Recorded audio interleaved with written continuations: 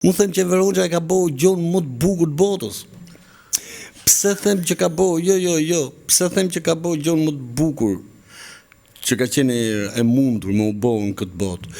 Sepse në fakt ai nuk ndaloi besimet.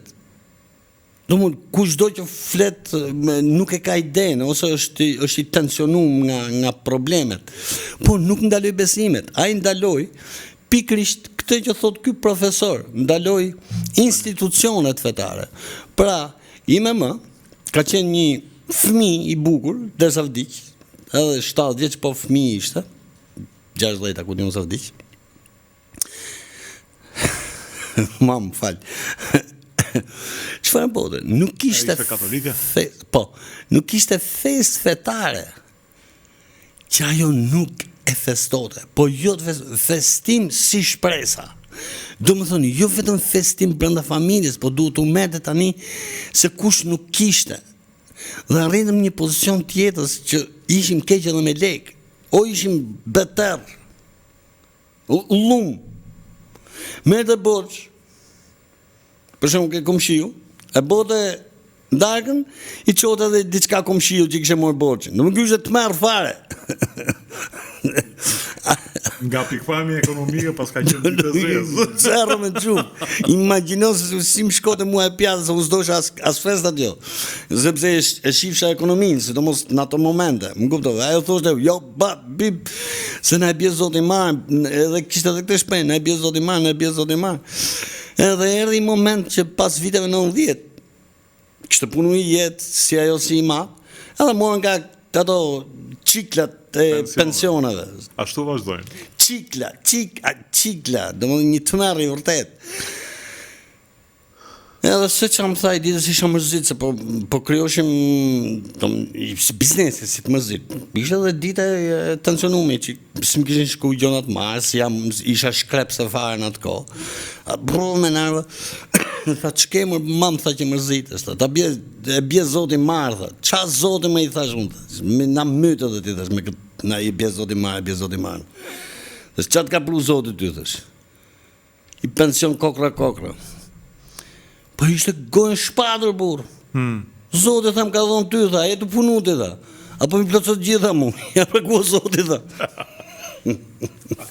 Tash ka me besu, thash, në mi o bokë. Po s'ke qenë delegat në zotë, Po jo, unë isha pjesë që kështë dhonë zotë i asaj. Në mënyre, pa pas drejtë, sepse edhe fëmia është një ndër ato opcionat e mrekullueshme që ja atribojmë zotë. Jo më dakord, po ishte, domethënë, nuk unë s'kisha, me gjithë se kam atë maninë e kundërshtimit, isha ke drejt, ka qa zotja të mund me ty.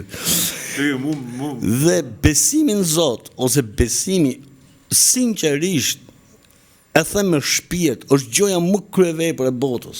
Po, edhe unë i kam zili ata që besojnë në fundë. Do më thënë, edhe unë besoj, po besoj pikrisht në formën time. Unë besoj tek energjit, unë besoj për shumë që në qofë se do hedhësh të mira në këtë jetë, në qofë se do mundosh të japësh gëzim njerëzve, detyrimisht gëzimi do vi ke ty. Nëse nuk do ngrihesh me idenë për të shkatru jetë, detyrimisht do ndjesh i lumtur në fund të jetës. E disa i lumtur jo mund si ropë më burë, pavarësisht probleme që kom kalu. E pavarësisht për plaseve. Unë jam yll. S'ke bërë keq. Jam yll me atë konsciencën time. Ndjem shumë mirë, biles ke njerëzit më me fat në botë. Nuk s'të ka ngacmuar në një herë të shkosh në Sarajevo, të vrasësh në i Kalama ose në Gaza. Do më të merë fare, to janë gjona që sa shu, bides për shifja, sa interesante, sepse është me aktualitetin. Edhe në Iran mund të këtë dalë sport i ri që ta nisësh nga Kalamajt. Shimës është diçka interesante që ta lidhin pak edhe me aktualitetin. Është një Ilia Papas, inshallah nuk ja them keq emrin. Ilia Papas është një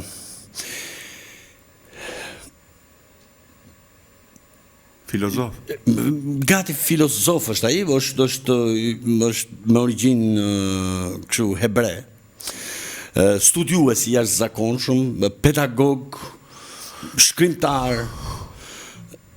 Që ka si grek, sikur është nga fshatrat e minoritetit. Jo, ndoshta se thash unë biemrin, ndoshta unë t'ja kem thonë unë biemrin ndryshe, pse ka pas aty, po nuk e di se si konkretisht. E ka, po mund ta shoj, nxorri një libër mbi zionizmin. Dhe t'ja shpjegojmë pak njerëz edhe vetë, se si ka lind, se është që më e bukur si ka lind. Lindi në një deg mes protestanizmit dhe katolicizmit dhe katolikëve. Bravo, katolikëve. Lindi një deg që evangelist, kështu quhen, evangelist. Nese, jo, e kam pa me një interes fantastik, sepse është një art që prandaj edhe do ta them. Pra, zionizmi ka lind, le të themi, nga degët e katolicizmit, e krishtërimit. Nga ajo ka lind. Dhe këto e hodhën në fillim si një tip ideje, është shumë interesante, e hodhën si një tip ideje që dëgjoj, ku të shkojnë këto hebrejt në Palestinë, do filloja 1000 vjeçi i Krishtit të famshëm, më kuptove, dhe njëkohësisht do ringjallën këta të vdekur, si ishte ai problemi me radhë.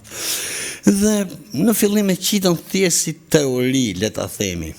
Pastaj influencuan tek disa politikanë të kohës në Britani. Po më e bukur ishte, kjo është shpjegimi i tij.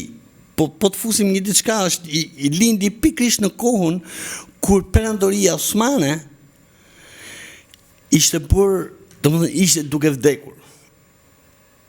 Dhe këto dëgjoj, Britania ishte ajo që mbante perandorinë osmane në këmbë, sepse thoshte nëse kjo do shkatërrohet, dalin rusët në bravo, do dalin një tuk problemesh, kështu që atëre këto përqafuan pikërisht politikanët britanesë, por përqafuan këta, thanë dëgjoj, mënyra se si mund ta bëjmë, sepse në atë kohë shqiptari Muhamet Ali pushtoi Palestinën. Dhe do pushtohet edhe Turqin fare, me nuk po pushtohet edhe Turqin. Po i tha i bëjum në mbreti, tha. Nëse. Edhe këto dolën me idenë, thani që Britania patjetër duhet të zë vend në Palestinë, sepse futet prapa ajo, e ke parasysh të këtyre krishtërimit të një tjetër, bravo. Dhe më vonë, këte ja u drejtuan, ja u dhënë ta përkrajnë pikërisht edhe hebrejt. Dhe ishin hebrej, domethënë që ishin lorda, mund të them në Angli, që përqafun këtë.